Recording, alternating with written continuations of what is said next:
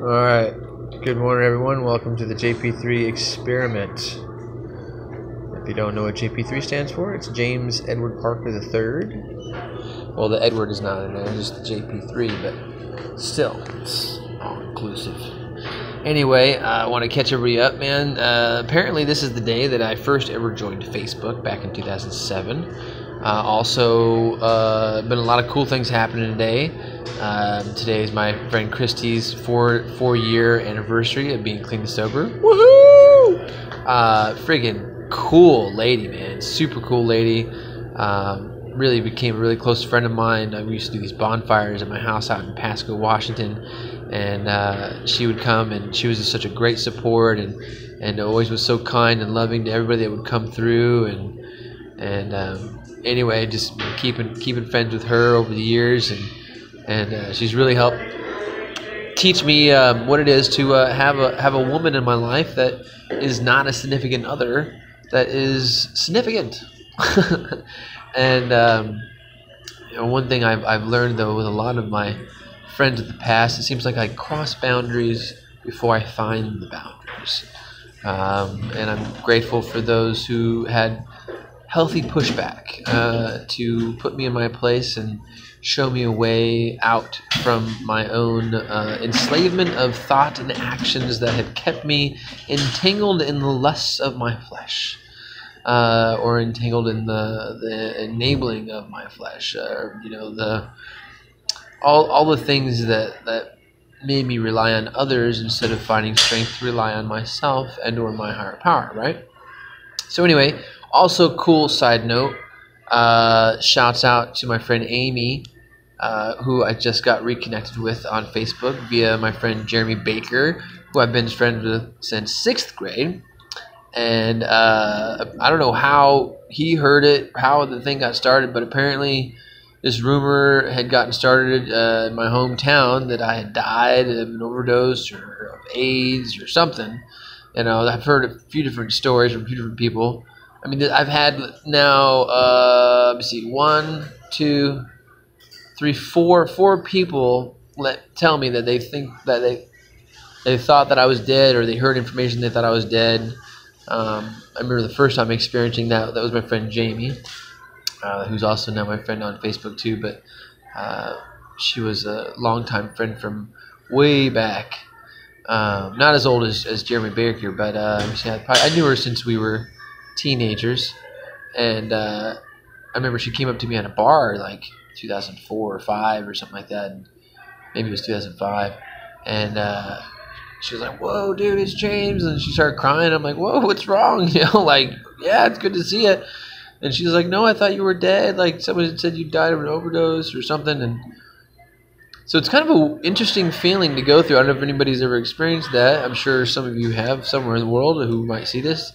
But to have people who are dear to you think that you were dead and then see you, you know, and it's a nice, you know, bittersweet kind of thing, because it's like you feel sad for them that they thought you were dead. So you want to appreciate that feeling. But at the same time, you're like, wow, these people care. And, you know, there's been so many different times in my life where I was isolated in my own head and thought that it was me against the world and didn't think anybody cared. So anyway, I'm glad to be reconnected with friends, and thank you, Facebook, for being a part of that process. Even my friend Adam Campbell found me because of Facebook. You know, he was living in Japan at the time, and he just searched me out and found me. And so as much as Facebook might be a source of depression in a lot of people's lives, because they compare themselves to others and they look at their life compared to others, and they're like, "Oh, this person's living the life and I'm just living a shitty life and I'm not doing the thing, and these people are." It hasn't been the case for me altogether. There's definitely been times where I've let envy or anything like that, those natural, you know, 7 deadly sins, you know, rise up inside me. But as a good friend of mine told me years ago, or a mentor, the 7 deadly sins do have their natural base of instinct, and when they're in balance, they're actually God-given and purposeful. You know, like if you were a caveman and you see your neighbor build a cool awning outside of his cave that helped from rain coming down and getting inside the cave, that natural kind of envy of like, man, I wish I had that, might be just the thing you need to get it going on at your house. But then if you're trying to, well, mine's bigger and better, and look at mine compared to yours, so that's where it starts getting off kilter. So we have to bring it back.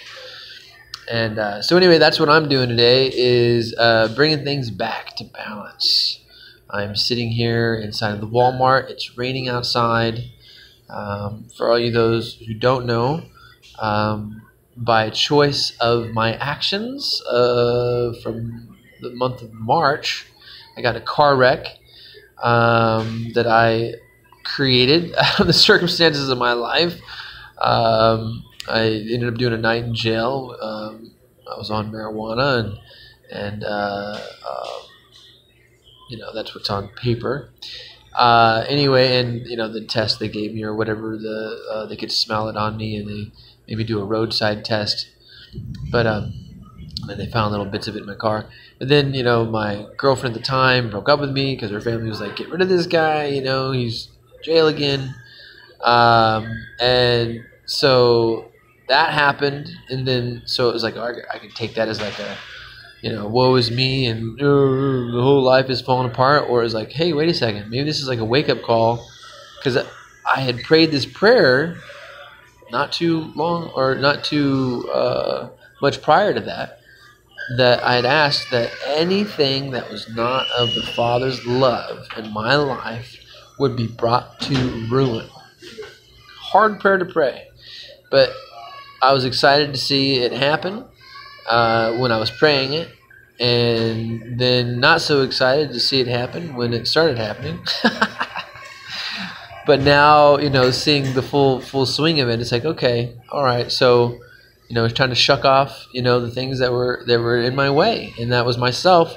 When I get sometimes entangled in relationships that are not the most healthy for me, meaning I didn't create healthy boundaries in the beginning, then I didn't honor healthy boundaries in their life, and so then the whole enabling and stuff like that gets set up, and I got fixated in that situation and was allowing myself to help push both of us into further debt with the whole car situation. And now it's been given over to, we had to pay $4,000 to get out of the car mechanic. I paid $2,000 of it. She paid the other $2,000 of it. Now it's given to her daughter, and her daughter took over the payments. Cool. All right, here we go. So, everything has a rhyme and a reason to it. Although I don't believe that everything happens for a reason, because that means I could pull a gun out and shoot everybody and be like, look, it happened for a reason, because look, now all these people who got shot, the ones who didn't die are going to be more thankful for their life. And sometimes I think it's BS to, like, everything happens for a reason. But I think that just like my friend Tom Bilyeu says on Impact Theory, that, you can derive meaning and power out of any situation. So that I do agree with, and that's something to get down on. Let's see, what else? So today is a day to be impacted by our own life, of our own choices, and to understand that any choice that's not led by free will that is not encumbered with any enticement or led by resentment or led by attachment to anything that would make us live beneath the bar of our highest good and or goals, standards, principle that we're going after. Anything that makes us live in that way is going to ultimately make us want to fight for limits. I don't want to fight for the limits anymore. I want to fight for new vistas in my life. Good, healthy boundaries in my life means good, healthy boundaries in other people's lives. Makes it possible to have new vistas. If I don't have good boundaries, then I keep getting the same thing. Because, say I'm like earning money now, right? And then all of a sudden, people are coming at me like, hey, let me borrow $1. Let me borrow $1. Let me borrow $1. Let me borrow $1. Let me borrow $1. Let me borrow $1. Let me borrow $1. Let me borrow $1. and I give out all my money, as much as that might seem like, oh, that might be a cool Christian thing to do, or a cool holy thing to do, or a cool godly thing to do, it ultimately is not letting myself have boundaries, because I'm not letting a reservoir be created.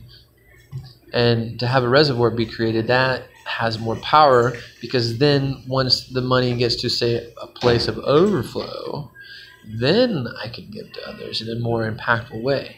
Not only could I give finances, but I could also give the example of how I had achieved those finances, and self-discipline and the discovery of my own self-will put in that situation.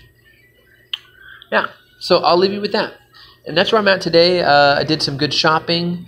I think probably 75% of the food I got is healthy.